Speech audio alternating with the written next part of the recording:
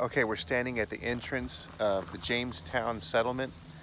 This is the first settlement in America of our English ancestors. And in 1607, they landed here and they built a fort that's going to be on our right. And then they have a church here that's been rebuilt.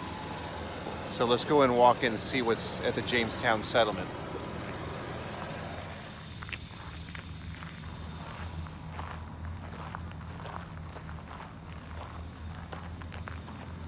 There's the church, and then there is the wooden fort there.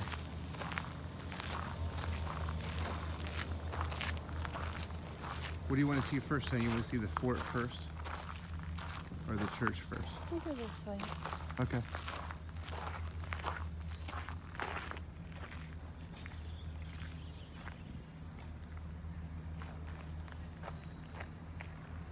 Okay, so we're here with Pocahontas. Here she was born around the late 1500s, maybe 1592, and she was said to be a great help to the settlers here in Jamestown, and she saved Captain Smith's life several times. Now, Pocahontas, I have a very important question for you for today's generation. Do you know the Wi-Fi code? Okay, here is a statue of John Smith. His eyes are looking in the distance at the spot where the first settlers came in 1607 from the Virginia Company sent from King James. And so they established this Jamestown here on the beach. And then you have the church that's right on the shore here. And then next to the church is what you call the fort. Behind that wooden fence is the fort or the settlement to protect from Indians. They had to build a secure settlement behind a fence, behind a wall. So here we are. We're going to walk inside the fort now. So let's go check out the Jamestown fort. I'm standing at the James River, which flows into the Atlantic Ocean. This is right next to the Jamestown settlement.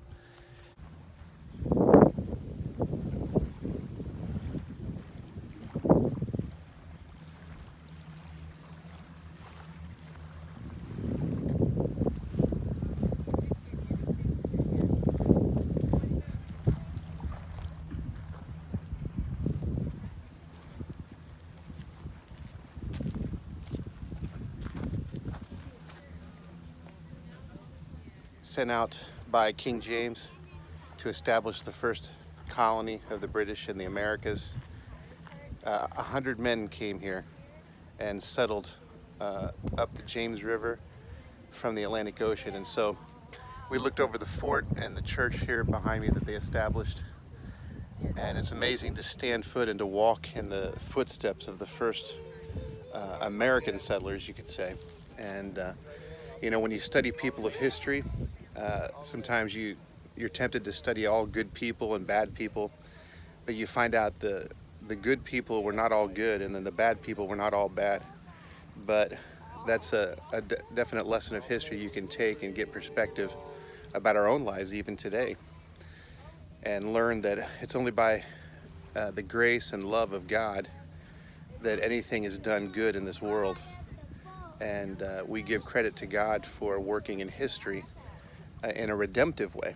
That God redeems, and those things that go wrong, God will correct and use everything for the good and for the glory of God and for the good of His creatures.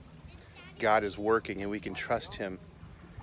Even when it's painful, we can trust Him and know that God is working through history. Okay, now here is the statue of Pocahontas. I believe she was the most significant person of this time period, as John Smith and John Rolfe and the 100 men landed on this part of Virginia. They called it Jamestown, but then very soon after, they were having difficulty with the relationships with the Indians, the Powhatan Indians. And Pocahontas was the daughter of the chief Powhatan. And so she was a young girl who showed kindness, and her grace and kindness can be a reflection that we can think about in history of the kindness of God and her life was a picture of God, and she believed in God. She trusted Jesus, actually, and so that's a good story. But then, of course, her kindness was exploited, as happens in every case. And so we think of forgiveness and we think of redemption, and we really should study the life of Pocahontas more. And so let's study and research and find more about her life and what God has done through history. Okay, we're walking away from the Jamestown settlement now, and we saw a lot of archaeologists. They were digging there. They were finding the old foundations of buildings and bones of buried treasures. And so Bethany had an important question she was wondering about. What were you thinking about? I was thinking, how much do they make an hour? Yeah, like what do they get paid? And so we kind of figured it out that archaeologists, they work hard all day long and digging in the dirt, but when they get paid their salary, they get paid an archaeological wage, which means they get paid in the old silver and gold coins of King Henry, King George, King James.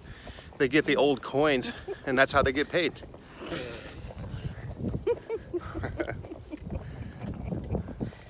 But they built a nice bridge to get to Jamestown. Yes.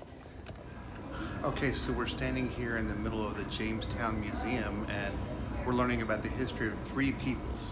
We have the Powhatan Indians who were here, and then we have the English who came from England and how King James sent them in 1607. And then you have the Africans who were brought here as slaves in 1619, who they were actually captured in Angola by the Portuguese. And when the Portuguese sold them from Angola, Africa, and the British privateer, the pirates captured them as they came into the Caribbean. And then from the Caribbean, the English pirates took the slaves from Angola, brought them up to Jamestown to help plant this new settlement. And so when you think about the English language, they have an example of an English street behind me and then the English language.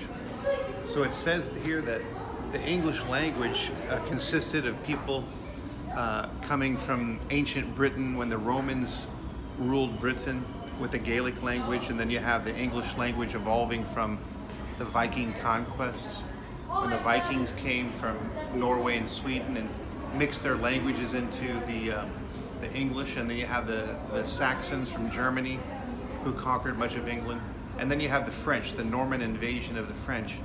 And so from the year 1000 until the year 1300s, the English spoke a French dialect because of the Norman French who conquered them. And it wasn't until the 1400s, after the 1400s, then the English people actually developed what is known today as the English language. And the common people began to speak the actual English we know today from the 1400s into the 1600s, when the King James Bible was translated, that kind of standardized the English language and has grown into today. And so we're here amongst culture and history, and we want to explore to understand what God was doing in history, how we all fit into God's plan of history, and how we can rejoice at the redemption that happened in history. So let's walk through the museum and find out more.